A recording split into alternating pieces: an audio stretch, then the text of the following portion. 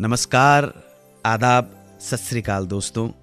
स्वागत है आप सभी रसिक श्रोताओं का हिंदी सिनेमा के सुनहरे दौर के इस प्रोग्राम में जिसका नाम है सुहाना सफर विद अन्नू कपूर, सिर्फ 92.7 बिग एफएम पर।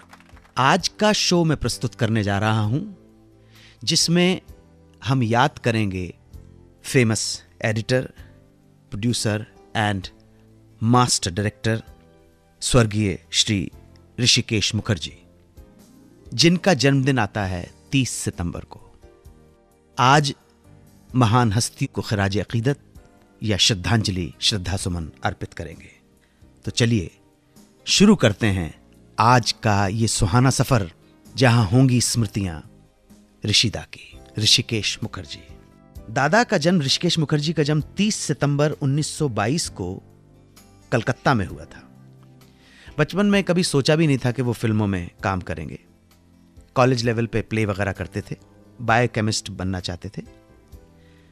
केमिस्ट्री में बीएससी किया। केमिस्ट्री में करने के बाद मैथ्स और साइंस पढ़ाने लगे थे। इसी बीच में फोटोग्राफी का शौक लग गया और एक फिल्म लेबोरेटरी में काम करने लगे। कुछ दिन ये काम करने के बाद आप समझ लीजिए 40s के एंड में कलकत्ता में बीएन सरकार के थिएटर में एज एन एडिटर काम करना शुरू कर दिया। यहां उन्होंने असिस्ट किया उस जमाने के बहुत बड़े नामी एडिटर सुबोध मित्रा जी को। यही काम करते करते वो बिमल रॉय के कांटेक्ट में आए और बिमल दा ने इनके टैलेंट को देखकर इन्हें ऑफर दिया काम करने का एज एन एडिटर।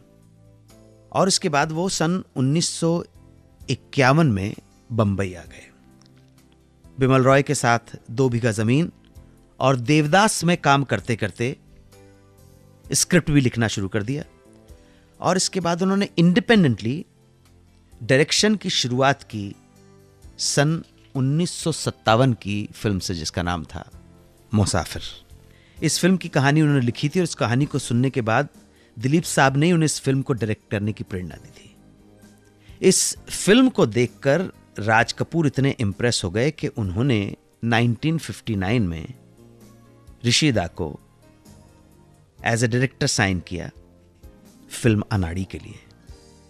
और इस फिल्म ने बॉक्स ऑफिस में ऋषिदा को पहली कमर्शियल सक्सेस हासिल करवाई। बात करेंगे ऋषिदा के बारे में उन लोगों के साथ जिन लोगों ने दादा के साथ काम किया है। हमारे साथ मौजूद हैं श्री विमल भाटिया, जिनके पिताजी श्री राजेंद्र भाटिया भी बहुत निर्माता निर्देशक थे। अनपढ़ प्रोड्यूस की है उन्होंने जंगल में मंगल, आज की ताज़ा खबर। विमल भाटिया जी हमारे दोस्त भी हैं और उन्होंने ऋषिकेश मुखर्जी के साथ काम भी किया है। तो विमल जी, आप हमें बताएं, आपके जो पर्सनल तजुर्बे हैं हमारे श्रोता जानना चाहेंगे जी ऋषिकेश मुखर्जी जी के बारे में। हाँ जी, ऋषिदा मेरे डैडी के अच्छे मित्र थे जी। और एक किस्सा मुझे बड़ा अच्छा याद है कि इनके पास 5 सड़क पे कोई 5-6 छोटे पपीज पड़ी थी जी। सब 6 पपीज ले आए। तो सबने बोला, दादा इतने पपीज क्या करोगे? बोले, जितने मेरे प्रोड्यूसर है सबको एक पपी मार दूंगा मैं। अच्छा। तो उनका ये ऐसा स्वभाव था, बड़े डाउन टू अर्थ आदमी थे। और जितनी उन्होंने फिल्में बनाई और जिन्होंने उन्हें सीरियल बनाई वो सारे के सारे बिल्कुल नेचुरल और कोई ओवर डू नहीं करते थे। और जितनी सिंप्लिसिटी से वो बात कहते थे वो बस वो आप सब फिल्में तो आप सब लोगों ने देखी है और सब आपने पसंद भी की है। और ह्यूमर भी उनका बड़ा अच्छा होता था और बड़े बड़े एंड तक भी, जब तक मैं उनको मिलता था, जब भी बर्थडे होता था हम लोग बड़े पहचानते थे, जाते थे, बड़े खुश होते थे। और एक चीज उनको बड़ा अच्छा लगता था, उनको गिफ्ट बड़े अच्छे लगते थे। कोई भी गिफ्ट लेके आए तो बस वो गिफ्ट उनको बड़ा अच्छा लगता था। खास तौर पर उनको मिठाइयाँ बड़ी अच्छी लगती थी। तो मिठाई जो भी लेके जाता था या कोई भी, वो सब पीछे छुपा देते थे ताकि कोई खा ना ले। अच्छा। ऋषिकेश मुखर्जी, जिनका बर्थडे आज है, आज यानी 30 सितंबर को। बिमल भाटिया से बातों का सिलसिला जारी है। उनके पर्सनल लाइफ के बारे में कुछ बता सकते हैं आप? मदर का उनका रिलेशन तो बड़ा कमाल का ही था वो जी। क्या? एक मदर उसकी थी जब जी, और एक दूसरे को बड़े डांटते रहते थे, बड़ा अच्छा लगता था उनको। उसकी मदर को डांटता था, मदर उसको डांटती थी। अच्छा, बेटा माँ को डांट रहा है और माँ बेटे को डांट रही है। जी। और दूसरा क्या, 2 बेटे थे, एक तो बेचारा चल बसा जो था उसके साथ ही रहता था और एक बेटा है वो अमेरिका में है। अच्छा। और उनकी 2 बेटियां हैं जिनको मैं मिलता था, उनकी 2 बेटियां मॉडल्स है, बड़ी बड़ी मॉडल्स है जी। और ऋषिदा के साथ किसी भी स्टार ने काम करने से कभी मना नहीं किया, हर आदमी ने यस ही किया कि वो चाहे कितना बड़ा स्टार हो। He was a very lovable child, और कोई उनको डोमिनेट नहीं कर सकता था। हाँ। तो इतनी उनकी बच्चे वाली हैबिट्स होती थी। एक्टर लाइक धर्मेंद्र ऑल्सो हाँ जी, सो अफ्रेड ऑफ हिम जी। और वो कभी कभी लेट भी होता था तो दादा बड़ा नाराज हो जाते थे चुपके चुपके फिल्म के दौरान। I think he is the only man Rishida जिन्होंने धर्मेंद्र को थप्पड़ मारा है। क्या बात कर रहे हैं? वो मजाक में, मतलब वो लेट आए थे तो उन्होंने पैकअप कर दिया और बोला कि अब तो what do you think that we are prostitutes, और pack up and he give a resounding slap to Dharmendra. He was crying and crying. ये धर्मेंद्र मतलब धर्म जी ने इस चीज को लिया कि जैसे अपना कोई जो फादर फिगर होता है वो। अमिताभ बच्चन ने भी ऋषिदा के साथ जब काम किया तो वंडरफुल परफॉर्मेंस, वंडरफुल फिल्म्स दी हैं।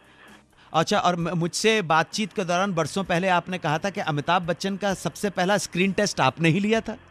हाँ जी, वो सही बात है, जब मैं मोहन साइकिल के साथ असिस्टेंट था। हाँ जी। तो अमिताभ बच्चन का महानायक का सबसे पहला स्क्रीन टेस्ट जिन्होंने लिया था, आज वो हमारे साथ फोन लाइन पे बने हुए हैं और हम मना रहे हैं ऋषिकेश मुखर्जी का बर्थडे। मेरे बर्थडे पे जब भी मेरा जन्मदिन होता था, पहला फोन ऋषिदा का ही आता था सुबह 7 बजे जी, और बोलते थे बिमोल हैप्पी बर्थडे। ऋषिकेश मुखर्जी जिनका बर्थडे आज है, आज यानी 30 सितंबर को। एक और व्यक्ति से फोन पे बात करेंगे, बब्बू मेहरा। बब्बू मेहरा खुद अपने आप में प्रोड्यूसर हैं और जानकी दास जी जो हमारे सीनियर एक्टर हैं उनके सुपुत्र हैं। बब्बू मेहरा से फोन पे बातचीत और इसी बहाने ऋषिदा की कुछ और यादें। आप अपने कुछ पर्सनल एक्सपीरियंस शेयर करना चाहें? देखिए, मेरा जो पर्सनल एक्सपीरियंस है ऋषिदा के साथ जी बहुत ही पुराना है, आप सुन के हैरान होंगे जी।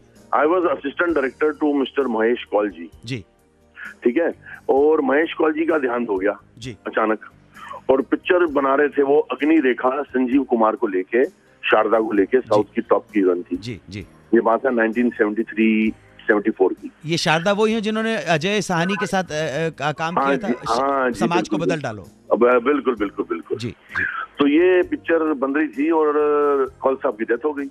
अभी क्या करें क्या नहीं करें। ये नेबर थे हमारे ऑफिस के, कौल साहब के ने जो रंजीत स्टूडियो में ऑफिस था, he was the neighbour of Kaul साहब। इन्होंने इमीडिएटली बोला जी 10 दिन की शूटिंग आपकी बाकी है, मैं करूंगा। अच्छा। और I will do it free of cost, which was very shocking those days. एक ही शेड्यूल 10 दिन में ऋषिदा ने फिल्म कंप्लीट की, without any money, without anything. Babbu Mehra साहब, हमारे साथ अपनी यादें शेयर करने के लिए ऋषिदा की बहुत बहुत मेहरबानी, बहुत बहुत शुक्रिया। हमारा सौभाग्य कि आपने हमारे साथ बात की। And I really appreciate the way you are, पुराने लोगों की बातें आप कैसे कैसे लेके आते हो और सब फैक्ट्स लेके आते हो। मैं सुन के इतना मेरे मजा आता है और आंखों में आंसू भी आते हैं कभी कभी। बड़ी मेहरबानी इतना याद करने के लिए, प्रेम देने के लिए। Thank you very much Mehra साहब। आज हमने ऋषिदा को याद किया। Central board of film certification के चेयरमैन भी रहे। 1999 में भारत सरकार ने उन्हें दादा साहब फाल्के अवार्ड से सम्मानित किया। इसके अलावा हिंदी सिनेमा में उनके योगदान के लिए ऋषिदा को 2001 में देश का दूसरा उच्च सेकेंड हाईएस्ट सिविलियन अवार्ड से भी नवाजा गया, पद्म विभूषण। भोपाल के एक मध्यम वर्गीय परिवार में जन्मी पली बढ़ी जया भादुड़ी के परिवार में बच्चों को फिल्म्स देखने की इजाज़त नहीं थी। एक बार वो पिताजी के साथ, दादा तरुण भादुड़ी, तरुणदा के साथ कोलकाता गई हुई थी। उम्र होगी तकरीबन 13 साल की। कलकत्ते से उनका जगन्नाथपुरी जाने का प्रोग्राम बना। जगन्नाथपुरी पहुंचकर जया भादुड़ी वहाँ के समंदर बीच पर घूम रही थी। एक जगह काफ़ी भीड़ भाड़ दिखी। जिज्ञासावश वहाँ पहुँच गई। करीब जाकर देखा तो मालूम हुआ किसी फिल्म की शूटिंग चल रही थी। इस फिल्म के निर्देशक थे दादा तपन घोष। शूटिंग देखने लगी, लेकिन उन्हें पता ही नहीं चला कि कब बिना बताए उनके कुछ शॉट्स भी ले लिए गए। बहरहाल जगन्नाथपुरी घूमकर वापस कलकत्ता लौटते वक्त ट्रेन के उसी डब्बे में उन्हें उस फिल्म की यूनिट के कुछ लोग मिल गए, जिनमें बांग्ला फिल्मों के मशहूर कॉमेडियन रॉबिन घोष भी शामिल थे। रॉबिन घोष उस फिल्म में पुरी के एक पंडे का रोल कर रहे थे। सफ़र के दौरान वो ज़माना था, बातचीत बढ़ गई। बहरहाल जब फिल्म के प्रिंट आए तो भीड़ के बीच खड़ी जया पर हर किसी की नजरें टिक गईं। हर किसी के मन में जया के बारे में जानने की उत्सुकता पैदा हुई। लेकिन जया तक पहुंचना ज्यादा मुश्किल साबित नहीं हुआ, क्योंकि इंग्लिश के अखबार स्टेट्समैन का मुख्य संवाददाता होने के नाते उनके पिता तरुण कुमार भादुड़ी को लोग जानते ही थे। और फिर एक रोज जया भादुड़ी के लिए बुलावा आया सत्यजीत रे का। वो जया को अपनी अगली फिल्म महानगर में एक रोल देना चाहते थे। जया ने ऑफर स्वीकार किया और इस तरह शुरू हुई उनकी कला अभिनय की यात्रा, जिसकी बुनियाद जगन्नाथपुरी के समुद्र तट पर चल रही शूटिंग के दौरान भीड़ में खड़ी जया के उन 2-4 शॉट्स पर टिकी थी, जो उन्हें बगैर बताए कैप्चर कर लिए गए। राज कपूर और नरगिस की जोड़ी, पहली बार यह जोड़ी सन 1948 में फिल्म आग में दिखी थी। पर्दे पर इस जोड़ी की केमिस्ट्री ने दर्शकों पर ऐसा जादू किया कि लोग दीवाने हो गए और इनकी फिल्मों का इंतजार करने लगे। फिल्म आग का निर्माण और निर्देशन भी राज कपूर ने ही किया था। फिल्म आग के बाद ये जोड़ी आरके फिल्म्स की बरसात, आवारा, आह, श्री 420 और जागते रहो के अलावा दूसरे बैनर्स की फिल्म्स में भी कई बार नजर आई। राज कपूर रोमांटिक थे, नरगिस बहुत इमोशनल। सो निजी जिंदगी में भी दोनों एक दूसरे के बहुत करीब आ गए। फिल्म फेयर को दिए इंटरव्यू में नरगिस की बहुत करीबी दोस्त नीलम ने बताया था कि 31 दिसंबर 1949 की रात राज कपूर ने नरगिस को मंगलसूत्र भी पहना दिया था। इस रिश्ते को लेकर नरगिस बेहद खुश थी, लेकिन कपूर खानदान में इस वाकये ने जबरदस्त भूचाल पैदा कर दिया था, क्योंकि राज कपूर शादीशुदा थे। वक्त गुजरा, वक्त बदला, नरगिस के सामने राज कपूर की शख्सियत के अलग अलग पहलू एक एक करके खुलने लगे। राज कपूर के साथ भले ही वो इमोशनली अटैच थीं, लेकिन इतना वो समझने लगी थीं कि राज कपूर के लिए सबसे पहले सबसे ज्यादा इंपॉर्टेंट है राज कपूर का करियर, और वो अपने रोमांटिक तरबियत का इस्तेमाल सिर्फ अपने नफे नुकसान को ध्यान में रखकर करते हैं। कहने का मतलब यह कि नरगिस को लगने लगा था कि राज कपूर खुद के करियर को आगे बढ़ाने के लिए नरगिस का इस्तेमाल कर रहे हैं। राज कपूर से शादी की नरगिस की उम्मीदें खत्म हो चली थीं। जागते रहो इस जोड़ी की आखिरी फिल्म थी, जिसके बाद ये दोनों अलग हो गए। इनके आपसी रिश्तों में तलखी बहुत पहले से आ चुकी थी, लेकिन अलगाव की बुनियाद पड़ी साल 1955 में। दरअसल मद्रास के एवीएम स्टूडियो में चोरी चोरी फिल्म की शूटिंग के दौरान नरगिस की मौजूदगी में ही राज कपूर ने खुल्लम खुल्ला एक्ट्रेस पद्मिनी में इंटरेस्ट लेना शुरू कर दिया था, जो उन दिनों पास के फ्लोर पर किसी और फिल्म की शूटिंग कर रही थी। नरगिस और राज कपूर में इस बात पर जमकर झगड़ा हुआ और अब तक बहुत ज्यादा बर्दाश्त कर चुकी नरगिस ने राज कपूर से हमेशा के लिए अलग होने का फैसला कर लिया। बहुत दुखांत जो हुआ बहुत ही दुखद था। मधुबाला के साथ दिलीप कुमार की पहली फिल्म थी तराना। ये हिंदी सिनेमा की एक यादगार फिल्म है। यादगार इसलिए कि ये वही फिल्म है जिसने हिंदी सिनेमा के सबसे चर्चित मोहब्बत की दास्तान यानी कि मधुबाला और दिलीप कुमार के प्यार की, रोमांस की कहानी को जन्म दिया। दिलीप साहब बहुत बड़े स्टार थे और शूटिंग के दौरान उनसे हुई मुलाकातों में ही मधुबाला दिलीप कुमार को दिल दे बैठी। पर दिलीप कुमार इन सब बातों से बेखबर थे। मधुबाला का प्यार पूरे उरूज पर था, बहुत इंटेंस था।